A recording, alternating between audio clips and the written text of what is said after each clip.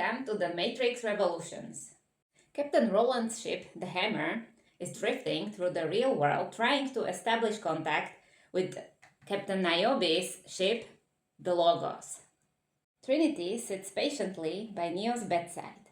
The health monitor Maggie tells Trinity about the suspicious conditions of Bane's survival and about the desire of Captain Roland to talk to him when he wakes up. On the Hammer's deck, Morpheus asks Roland to search for Neo in the Matrix, even though he is not jacked in. Roland doesn't see anything, but Morpheus' suspicion that Neo no longer needs to be jacked in later proves to be correct. The people of Zion believe they have 20 hours left before the Sentinel's first drill pierces the upper dome of the city. Seraph calls the Hammer, and the Oracle invites Morpheus, and Trinity accompanies him. Neo wakes up in a pure white train station. A small Indian girl, Sati, hovers over him. Sati, who is a program and not a human, explains that soon the trainman will come to take her away. Seraph, Morpheus, and Trinity, meanwhile, meet the Oracle in her new shell. She explains to them that the trainman, who works for the Merovingian and smuggles programs between the Matrix and the real world, will eventually hold Neo hostage. They need to save Neo or the Zion will be lost, but the Merovingian has set a bounty on their heads. Neo remembers that he met Sati's father Ramachandra in Merovingian's restaurant. He and his wife Kamala, who are both programs, made a deal with Merovingian to place Sati into custody of the Oracle so that she is safe from the coming battle. Neo wonders how these programs can feel such human emotions. Ramachandra says that love is only a word, and what matters is the connection that it implies and the actions that follow based on that connection. Seraph, Morpheus, and Trinity approach the trainman in one of his subway cars, but he refuses to make a deal for Neo without the consent of his boss. They chase him through a train station and make him late to pick up Sati. He escapes by jumping into an oncoming train and disappearing into it. Back at Neo's train station, as the trainman's train finally arrives, Ramachandra explains that the Oracle agreed to care for Sati. Neo tries to carry Sati's luggage into the train, but he doesn't fool the trainman who created the station and all its rules. Laughing, he punches Neo into the wall, suggesting that he has almost zero chance to escape since his freedom depends on the Merovingian. Neo tries to run after the train out of the frame, but he loops back to the other side. The program has trapped him inside a closed circuit. Seraph, Morpheus, and Trinity fight their way inside of the Merovingian's Dantean S&M club hell. They kill the bouncers and then the guards at the gun check. They move through the crowd of the latex and leather-clad revelers, protecting themselves in a triangle formation. Amused Merovingian, wearing a bright red t-shirt, agrees to talk to them above the dance floor in the middle of masked thugs with guns. Sitting next to his wife Persephone, who's also wearing a red dress, and a grungy trainman, the Merovingian licks provocatively two olives.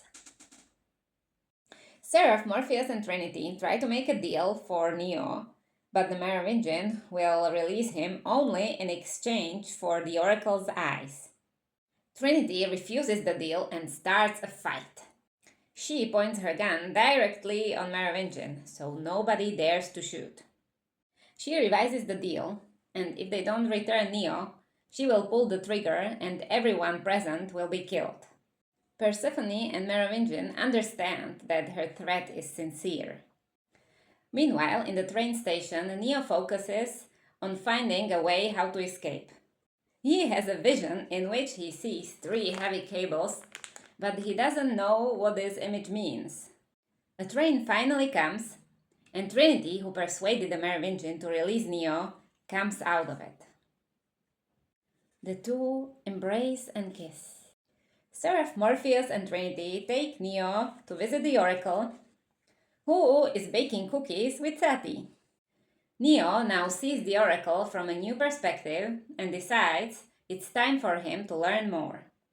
The Oracle agrees and helps him realize that the only choice he has is to go back to the source, and the fate of Zion depends on him. She explains to Neo that Smith represents his programmatic opposite, the equation trying to balance itself in the face of instability, passion, and fight for free will. Finally, she says cryptically that everything that has a beginning has an end. Smith, in Bane's body, finally wakes up aboard the hammer. Seraph tries to take Sati and lead her to safety, but they are cornered by many Smiths. Eventually, the Smiths enter the Oracle's apartment. Waiting calmly, sitting in the kitchen, the Smith is frustrated not knowing how much she knows and why did she stay if she knew he was coming. The Oracle lets him do what he came to do, so he lets him replicate himself into her. However, something doesn't go right with the replication. The first agent steps back in confusion, and the new agent stands up and laughs. Ha ha ha ha! The crew of the Hammer interrogates Bane, but he claims he doesn't remember anything. He agrees the scars on his hands are suspicious, but still denies any memory of what happened. The health monitor Maggie notices a strange neural activity in his brain and tries to figure out how to make him remember. Alone in his quarters, Neo again envisions 3 cables winding up through some dark, ravaged land. Finally, the Hammer locates Niobe and the Logos, which is damaged but repairable. Locke presents the bleak outlook of Zion's chances to the council and asks for volunteers who will help him protect the dock. The city is evacuated, but Z stays behind to volunteer. She grinds handmade artillery shells in her bunker apartment. The kid offers himself as a volunteer to Captain Mifune, and he realizes that although the kid is young, every volunteer is needed. As the crew repairs the Logos, both operators notice something unusual happening in the Matrix. The 3 captains, Roland, Morpheus, and Niobe, are trying to figure out the way how to sneak their ships inside of Zion to help protect the city. Niobe insists to try to use a very narrow, little-used mechanical channel. Neo enters and insists he must take one of the ships to the Machine City.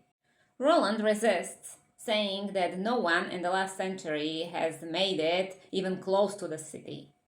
Niobe offers to give up Logos, although she doesn't believe in prophecies, but she believes in Neo.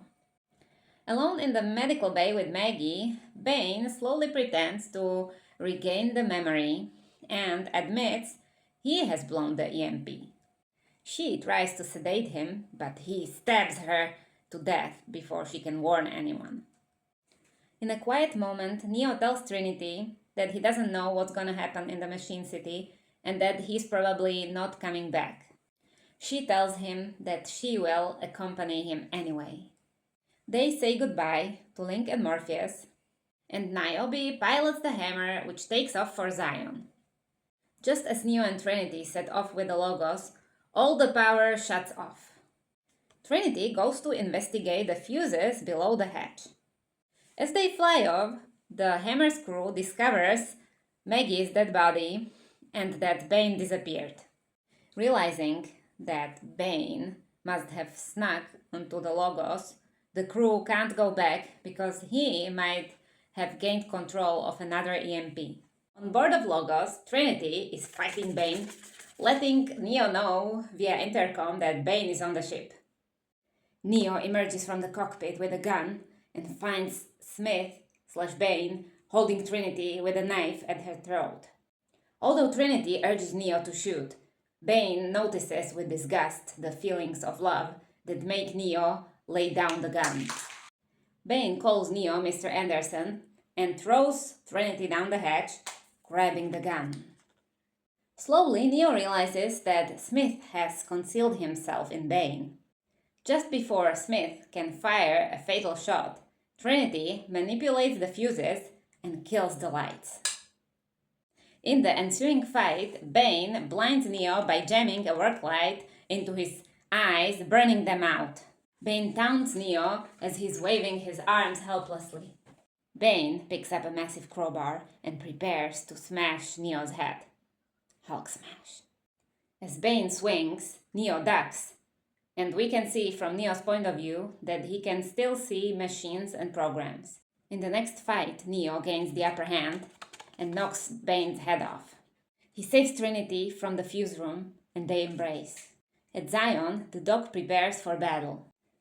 The kid is loading the ammunition into the anthropomorphic robots, but he's too unexperienced and eager, and he spills the ammunition, costing the soldiers valuable time. Mifune and his men strap themselves inside the robots, and he delivers a speech. Niobe approaches the Zion slowly, creeping quietly through a tiny mechanical line.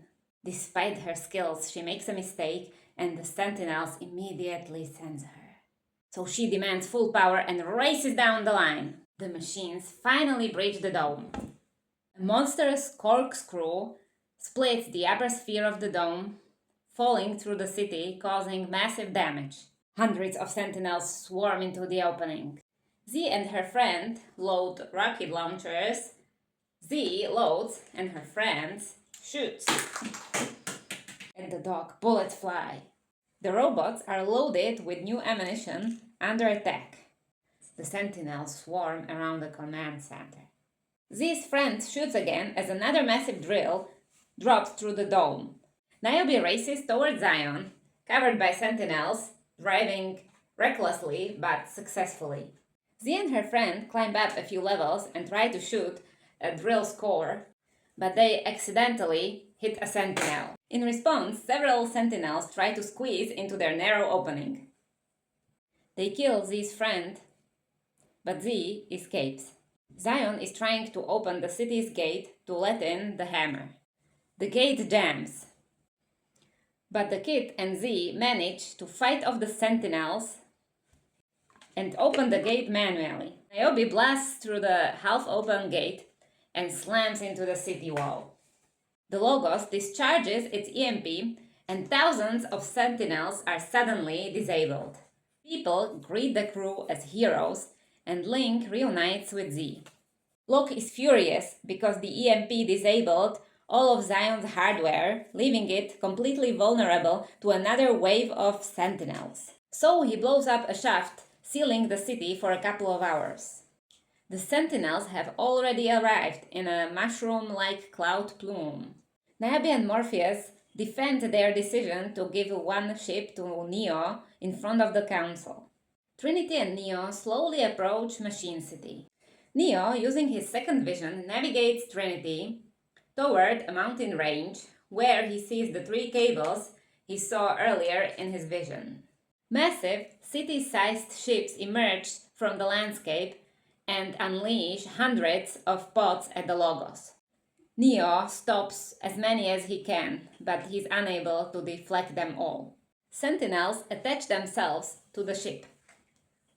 Neo and Trinity's only option is to fly directly up, straight over the city. As they rise, Sentinels fall away. And for a brief, beautiful moment, Neo and Trinity rise above the dark post-nuclear clouds into the brilliant pink and orange skyscape. Just as quickly, they descend back down into the dark, flying behind the city straight into the heart of a tower where they crash. Neo crawls over to Trinity, who has been impaled by many twisted rods. Through the wreckage, Neo is amazed what he sees. Nothing but light all around. Trinity reassures him that this time is the time for her to die, and nothing he does will bring her back. She wants to say her goodbye the right way. They express their love, kiss, and she dies. At the now defenseless Zion, another drill breaches the hull of the dome. The city's people gather at the temple and wait. Neo climbs through the wreckage and walks across the beams of light. Little mechanical spiders and other insect-like machines creep around him until he gets to an outcropping at the end of the wreckage. A machine spirit rises, assembling a giant face made up of many tiny machines. Neo shows no fear and speaks quietly and asks to be allowed to say what he came to say. The face grants its permission. Neo points out that the Smith program got out of control and will eventually come and take over the real world as well as the Matrix. The face doesn't like this idea and spits a swarm of robot bees all around him. Neo offers to destroy Smith and argues that he's the only one who can do this. The machine spirit first doesn't want Neo's help, but then he agrees, and Neo only wants peace in exchange. So Neo is checked into the Matrix for a final battle with Smith. He occurs at a rainy highway at night.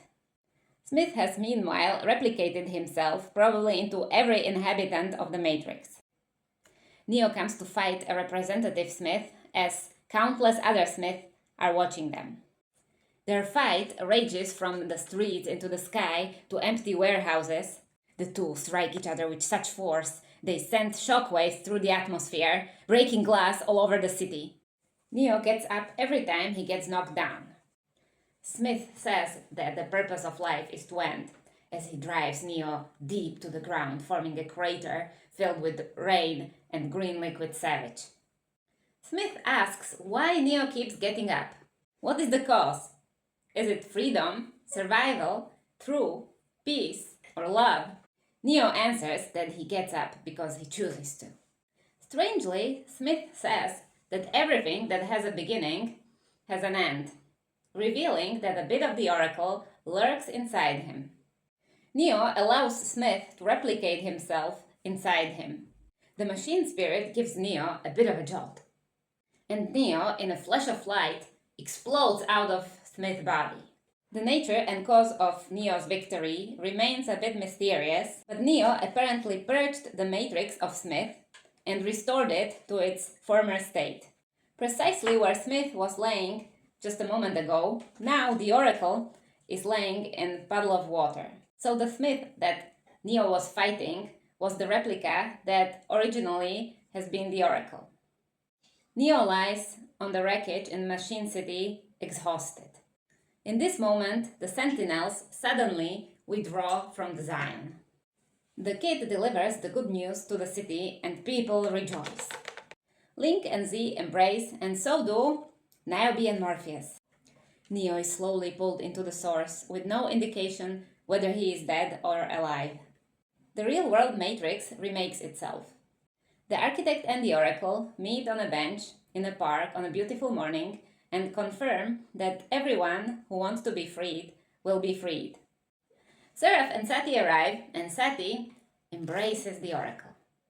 They all admire the beautiful multicolor picture of sunrise that Sati made for Neo. Seraph wants to know if the oracle knew all along that it would work out this way. The oracle assures him that she didn't know anything, but she believed.